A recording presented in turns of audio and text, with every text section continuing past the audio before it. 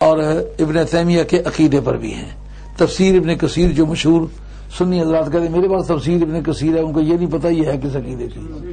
ہماری عقیدے کی وہ تفسیر نہیں ہے، اس تفسیر کا نام ہے تفسیر ابن کثیر. وہ لکھتے ہیں انطاکیہ شہر نہیں ہے، کیونکہ جو انطاکیہ شہر کے لوگ ہیں یہ سارے کے سارے عیسیٰ علیہ السلام پر ایمان لائے تھے، اور یہ ان 4 شہروں میں سے ایک ہے جس کو عیسائی مقدس سمجھتے ہیں.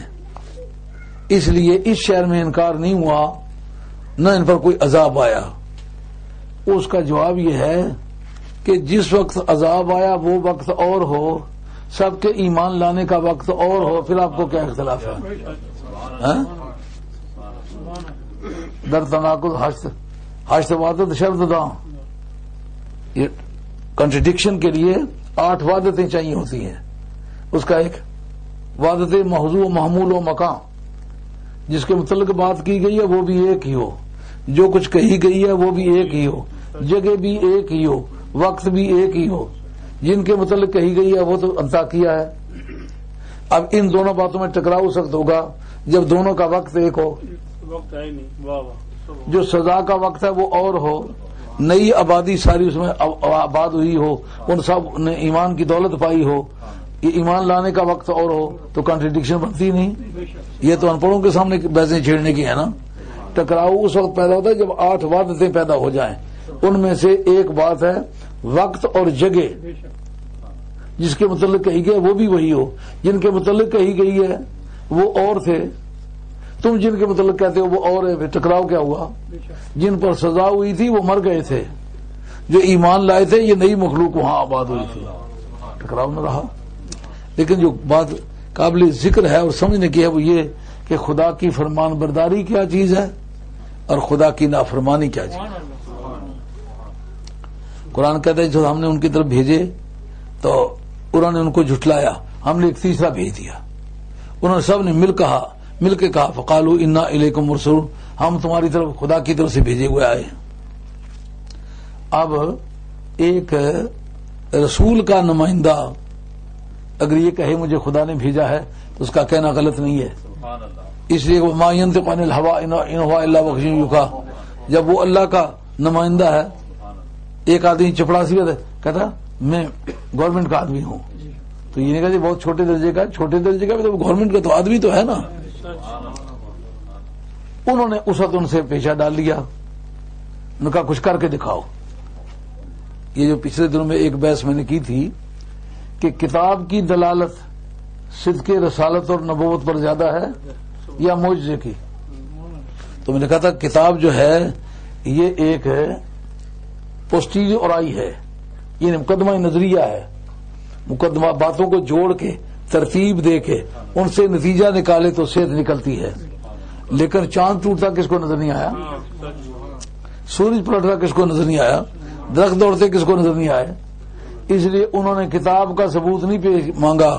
انہوں نے کہا کتاب بھی پھر ان کی اپنی ہو سکتی ہے، جو جتنے باتیں کرتے ہیں کتاب بھی کو گھڑ کے لے آئیں گے. انہوں نے کہا کچھ کر کے دکھاؤ. اب اس گزشتہ جمعہ میں نے اس موضوع پر گفتگو کی تھی. ہر نبی اور رسول کا جو معجزہ ہوتا ہے اس کے امتی ولی کے لیے وہ ممکن ہوتا ہے، کرامت کے طور پر ممکن ہوتا ہے. لیکن نبی یہ کہتا ہے کہ میں اللہ کا رسول ہوں، میں اللہ کا نبی ہوں اور یہ میں کام کر کے دکھا دوں، مرد بنو کر کے دکھاؤ، وہ نہیں کر کے دکھا سکتے. اب ولی کی کرامت میں اور نبی کے معجزے میں کیا فرق ہوتا ہے؟ وہ یہ نہیں کہتا میں نبی ہوں، وہ کہتا میں نبی کا غلام ہوں، میں نبی کی بارگاہ کا کفش بردار ہوں، جھاڑو کش ہوں وہاں کا. سگے درگاہ ہے میرا شوق چکھاہی قرب ربانی کہ بھر شیراں شرف دارت سگے درگاہ ہے جیلانی. جیسے حضرت سفینہ رضی اللہ عنہ شیر سے کہا تھا یا ابو الحارث انا مولا رسول اللہ، جانتے ہو میں کون ہوں، میری ڈیزگنیشن تمہاری سمجھ میں ہے، میں سرکار تاجدار مدینہ علیہ السلام کا غلام ہوں. شیر کو کہتا ہے کس عقیدے کی بنیاد پر کہتا ہے؟ شیر نے کوئی لینگویج کورس کیا ہوا ہے عربی میں اس کو کہتا ہے؟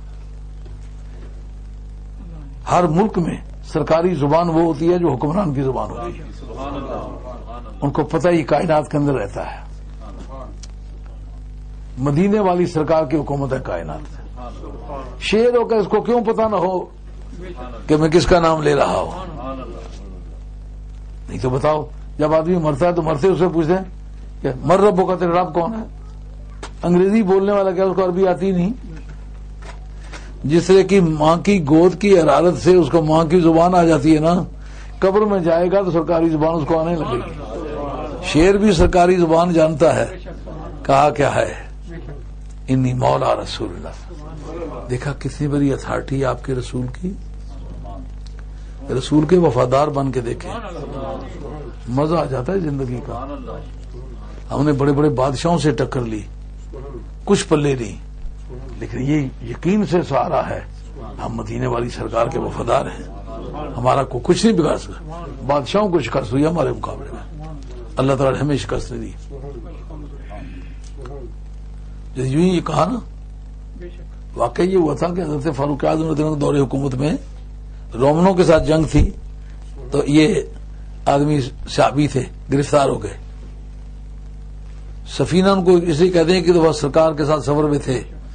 کوئی صحابہ بیمار ہو گئے، ان کا سامان اٹھانے کے لیے کوئی صورت نہ بنی. جتنے بھی جانور ہیں ان پر اتنے سامان لدے ہوئے کہ اس سے زیادہ اٹھانے کی توفیق نہیں، تو حضرت سفینہ نے کہا مجھ پر ڈالیں. تو جس سے کشتی پر سامان لادا جتنا بے تحاشا، ادھر ان پر سامان لادا گیا تو سرکار دیکھ کے بتاتے سفینہ ہے. سرکار نے ایسے پیار سے کہا ان کا اصلی نام اب سوسائٹی کو پتہ ہی نہیں ہے، سفینہ ہی سفینہ. اب انہوں نے یہ نہیں کہا میں بڑا پکا نمازی ہوں، میں حاجی ہوں، میں قاضی ہوں، میں قرآن مجید کا حافظ ہوں، میں قاری ہوں، میں فاضل ہوں. سب سے بڑا رینک بولنے کی عادت ہے انسان کو مقابلے میں. سب سے بڑا رینک ان کے پاس سرکار کی غلامی ہے.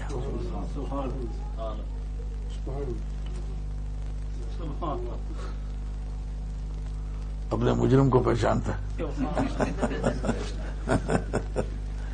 ہاں جی. تو سب سے بڑی اتھارٹی ان کے پاس کون سی ہے؟ کہتے ہیں انا مولا رسول. رومنوں کے ساتھ جنگ ہوئی، ان کو گرفتار کر لیا گیا. موقع پا کے جیل خانے سے بھاگے تو راستہ پتہ نہیں تھا، راستے میں جنگلات آ گئے. شیر سے آمنا سامنا ہو گیا. شیر سے آمنا سامنا ذرا نہیں جھینپے. کہتے ہیں یا ابو الحارث انا مولا رسول اللہ. اور شیر جانتے نہیں میں کون ہوں؟ میں مدینے والی سرکار کا غلام ہوں. کہتے جعل بس بسطن. آ کے اس نے دم اس طرح خوشامد سے، یہ جو درندے جانور ہیں نا، جب یہ خوشامد کریں تو دم ہلاتے ہیں خوشامد سے. یہ ان کی خوشامد کر آ کے پاؤں چاٹنے لگ گیا. آگے چل دیا. اب ان کو لشکر کا راستہ نہیں پتا، ان کو پیچھے مڑ مڑ کے دیکھتا ہے، آگے چلتا ہے. راستے میں کوئی درندہ آ جاتا ہے، اس کے ساتھ منہ جوڑ کے تو اپنی کوئی جنگل کی زبان بولتا ہے، وہ راستہ چھوڑ دیتا ہے. جس وقت لشکر کے آمنے سامنے پہنچے، اس وقت شیر ایک مرتبہ لشکر کو دیکھتا ہے، ایک مرتبہ ان کو دیکھتا ہے، ایک مرتبہ ادھر دیکھتا ہے. جب نگاہیں کنیکٹ کر دی، اس وقت دم ہلاتا ہوا خوشامد کے ساتھ پاس آیا، پاؤں چاٹ کے پھر چل دیا. یہ اس کا الوداعی سلام تھا. تو اس طرح یہ باتیں سب کو نظر آتی ہیں. معجزے کی جو دلالت ہے نا، یا کرامت کی جو دلالت ہے، یہ صریح ہے اور بدیہی ہے. ان بغیر سوچ بچار کے جو سمجھ آئے اس کو کہتے ہیں بدیہی، پرایورائی. انگریزی میں اس کو کہتے ہیں پرایورائی. پرایورائی جو کافی سوچ بچار باتوں کو، کئی باتوں کو جوڑیں. کہتے اس نے فلاں دن چھری اٹھائی ہوئی تھی، یہ فلاں کے مکان کی طرف گھور گھور کے دیکھتا تھا، جب وہ آتا جاتا تھا تو یہ اس کو گھور گھور کے دیکھتا تھا، اسے دانت اسے بند کرتا تھا. تو چھری بھی تھی، دانت بھی بند. 4-6 دن کے بعد وہ بندہ مر گیا. ان کا وہ جو علامات تھیں وہ کنیکٹ کرتی ہیں.